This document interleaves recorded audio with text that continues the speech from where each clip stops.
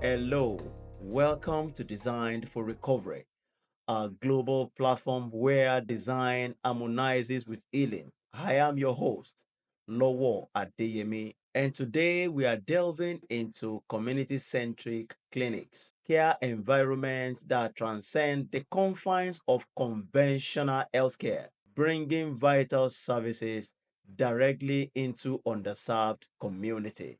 We will explore mobile medical units, pop up clinics, and architectural strategies that underpins their efficacy.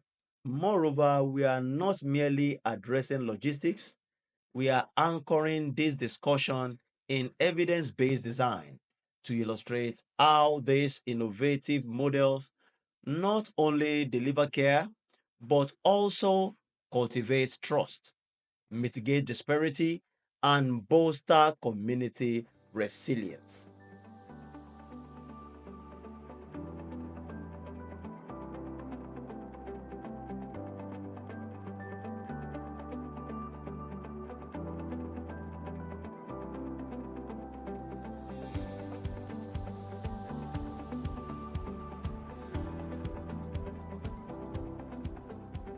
Before we dive deeply into today's discussion, we must know why community centric design matters.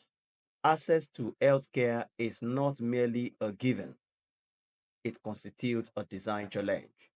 Millions of individuals globally reside in health professional shortage areas, in both rural and urban settings. Distance, expense, and a pervasive mistrust of healthcare institutions engender significant barrier. Community-centric model propose a provocative question. What if care can be delivered directly to you? More critically, what will it necessitate in terms of appearance and experience to be genuinely effective? Evidence based design explains the spatial experience encompassing elements such as lighting, layout, color, and acoustic profoundly enhances patient satisfaction and also quantifiable outcomes, including adherence to treatment, alleviation of anxiety, and even immune response enhancement. What transpires when we integrate this principle into mobile care? So, our first segment today will be on mobile medical units, design on wheels. Mobile health units are frequently retrofitted recreational vehicles or buses that are transformed into comprehensive clinical environments. However, their design transcend mere logistics. It is an endeavor to distill a therapeutic environment into a compact mobile configuration. The architectural strategy behind this approach is compact efficiency coupled with biophilic integration. Designers can employ methodologies derived from marine and aviation design, such as retractable counters, modular storage solution, and ergonomics workflow to optimize functionality. Examination rooms are frequently furnished with high durability, non porous materials to facilitate infection control while simultaneously fostering a welcoming atmosphere. For this segment, what are the evidence based design integration? Studies from the Center for Health Design underscore the significance of visual connection to nature in alleviating stress and discomfort. Thus, even within a van, designers can incorporate nature inspired graphics, daylighting, stimulating LED lighting, and soothing color palettes characterized by gentle green and blues.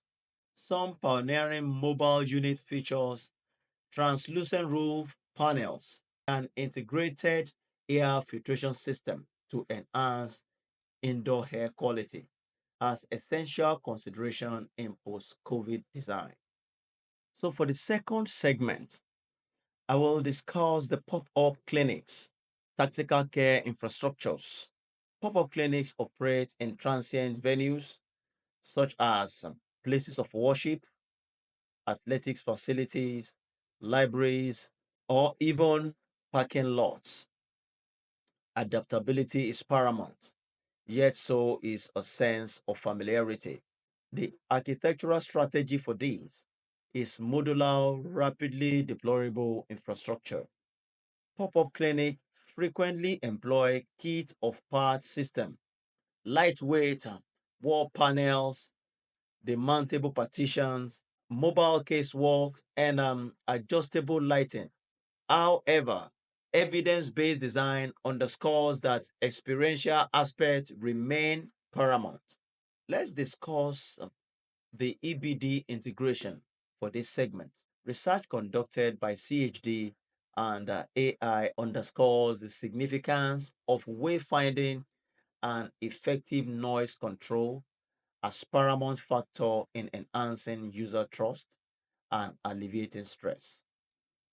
This entails the employment of visual grading comprising unambiguous signage, intuitive pathways, and acoustic ceiling panels, even within temporary environments. Privacy is another key EBD element.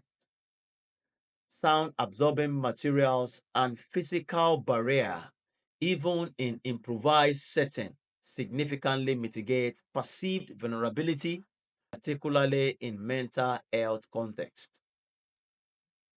In this segment, I will discuss a bonus strategy that is the trauma informed design for communities that are confronted with systemic stress. Trauma informed principle dictates the design, eliminating blind corners, ensuring accessible exits, and creating tranquil zones. Mobile partitions and inviting waiting area that are often furnished with plush seating and artworks by local artisans enhance feeling of safety and dignity. Let's consider a real-world example. The UCSF street medicine team meticulously crafted collapsible examination pods featuring HEPA-filtered ventilation, privacy curtain, and LED tax lighting, all deployable from the rear of a van in less than 20 minutes. In this segment, we will discuss how community members can also participate in co-designing their healthcare environment. Design that works for a community starts by working with it. Incorporating local perspective at every stage is a method substantiated by evidence that has been demonstrated to enhance clinic utilization and overall satisfaction. When community members actively participate in shaping their own healthcare environment, they exhibit elevated level of trust, increase return rates, and improve health literacy. The architectural strategy for this segment is design charrette and cultural patterning.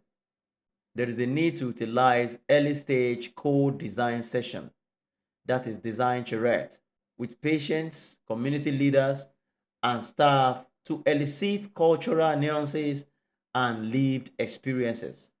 This approach can inform a broad spectrum of consideration, from clinic hours and linguistic signage to spatial configuration and artistic selection. The EBD integration for this segment is solutogenic model, a framework that fosters well-being rather than merely mitigating illness, hold particular significance in this context. Components such as infused natural light, access to expansive view, personal agency over one's environment, and culturally resonant aesthetics collectively enhance psychological safety. A real world example is located at Mississippi, a mobile maternal health unit was collaboratively designed with the black doulas and midwives. The vehicle featured soothing aromatherapy, customizable playlist control, and intimating waiting alcove, all informed by community feedback regarding what constitutes a safe and supportive environment. In this segment, let's consider the key takeaways. What implication do these insights hold for those of us engaged in design of healthcare environment? Here are the evidence-based checklists. Number one is design for movement. We must envision modular, foldable, and mobile infrastructure that do not compromise on infection control or comfort. Number two is design for clarity. We must try as much as possible to elevate wayfinding, sound management, and intuitive navigation, even when the walls are fluid. Design for dignity is the third on this checklist.